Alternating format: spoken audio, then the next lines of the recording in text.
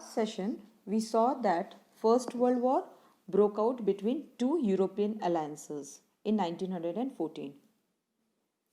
Between 1914 and 1916, Russian army lost badly in Germany and Austria.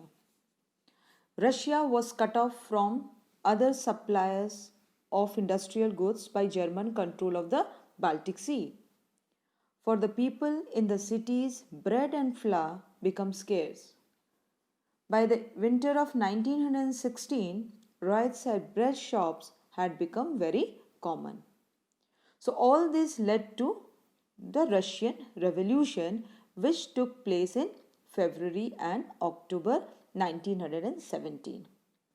Now, we are going to start with the February Revolution in Petrograd. Children, Petrograd city was divided among its people.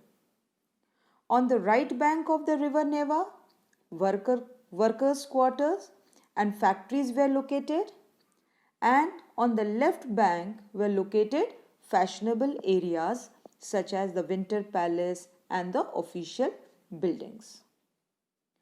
Food shortages were deeply affected the workers' quarters. So, children, you can understand that the condition in the capital, Petrograd, were very serious and grim.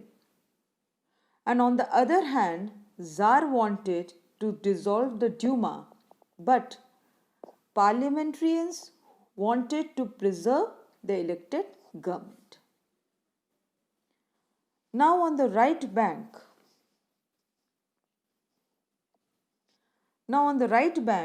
a factory was shut down on February 22nd. On 23rd February, workers in 50 factories called a strike in sympathy. In many factories, women also led the way to strikes, and it was called International Women's Day. The government imposed a curfew as the fashionable quarters and the official buildings were surrounded by the workers and the demonstrators. And so the demonstrators were dispersed by the evening. On 24th February, demonstrators again came back and the government called out the cavalry and the police. On 25th February, the government suspended the Duma and the politicians spoke out against the measure.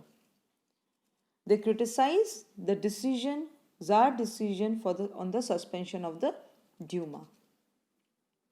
On 26 February, demonstrators returned in force to the streets of the left bank.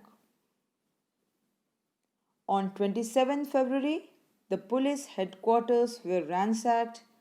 People thronged the streets. Slogans were raised about bread, wages, better hours and democracy. Government once again called out the cavalry, but this time the cavalry refused to fire on the demonstrators. The cavalry not only refused to fire on the demonstrators, but an officer was shot at the barracks of a regiment.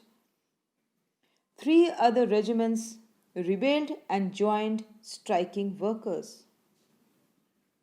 Soldiers and striking workers gathered to form a Soviet or council in the same building as the Duma met.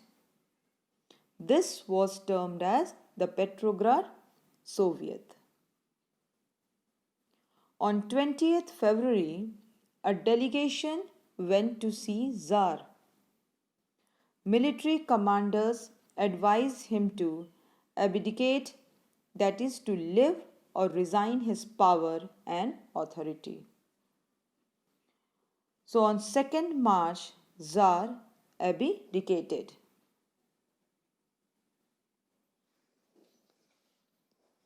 Children, Soviet leaders and Duma leaders formed a provisional government to run the country. it was decided that Russia's future would be decided by a constituent assembly elected on the basis of universal adult suffrage.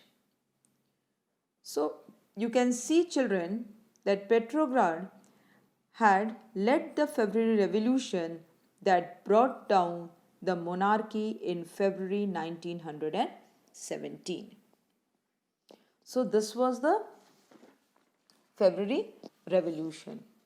Children, under the provincial government, army officials, landowners, and industrialists were influential. At the same time, liberals and socialists worked towards an elected government.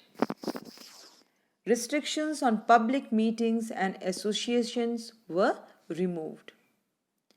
Soviets like the Petrograd Soviet were set up everywhere, as the restrictions was now removed from the association, from forming associations. So everywhere Soviet were set up. In April 1917, the Bolshevik leader Vladimir Lenin returned to Russia from his exile. Lenin has opposed the war since 1914.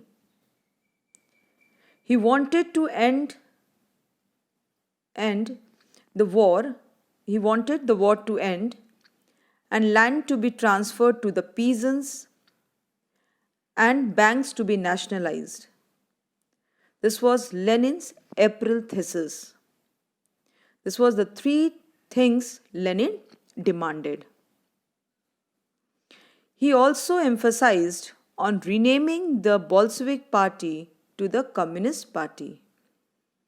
He wanted to rename the party to indicate its new radical aims. April thesis proposed or demanded by Lenin was initially taken as a surprise by the other members of the Bolshevik Party, because they thought it was not the right time for socialist revolution and provisional government should be supported. Children, but the attitude of the Bolshevik Party members changed with several developments in the subsequent months. Workers' movement spread throughout the summer. Factory committees formed and trade unions grew in numbers. And they started questioning the way industrialists ran their factories. Even soldiers' committees were formed in the army. In June 1917, All Russian Congress of Soviets was held, in which 500 Soviets sent their representatives. When the provisional government saw its power reduced and Bolshevik influence grew, they decided to take stern measures against the spreading discontent. In the countryside, peasants and their socialist revolutionary leaders pressed for a redistribution of land.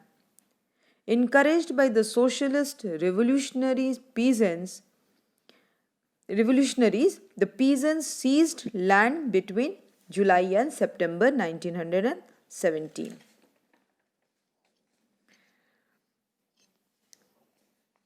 Now, the conflict between the provincial government and the Bolsheviks were growing, and Lenin was afraid that the provisional government may turn into a dictatorship. So in September 1917, he started discussing for an uprising against the provisional government. In this move for the uprising against the government, all the Bolshevik supporters, whether in army, Soviet or in factories, were brought together. Children, on October 16 in 1917, Lenin, along with Petrograd Soviet and Bolshevik Party, planned to go for a socialist seizure of power. Under the leadership of Leon Trotsky, a military revolutionary committee was formed to organize the seizure. The date of the seizure was kept a secret. Finally, the uprising started on 24th October. Prime Minister Kerensky summoned the troops and he himself moved from the city. By the evening, military men who were loyal to the government seized two buildings of Bolshevik newspapers. They also took over telephone and telegraph offices and positioned themselves to protect the Winter Palace. In response to the troop actions, the Military Revolutionary Committee ordered its supporters to seize government offices and arrest ministers. The Winter Palace was shelled from the ship named Aurora, which was placed in the river Neva. Various other military points were also captured, and by the night, the whole city was under the control of Military Revolutionary Committee. The ministers surrendered. This action by Bolshevik was approved by majority in a meeting of the All-Russian Congress of Soviet in Petrograd. This uprising also extended to other cities, especially in Moscow. There was heavy fighting, and by December 1917, the Bolshevik took over control of total Moscow Petrograd area. So children, this was the February and October Revolution.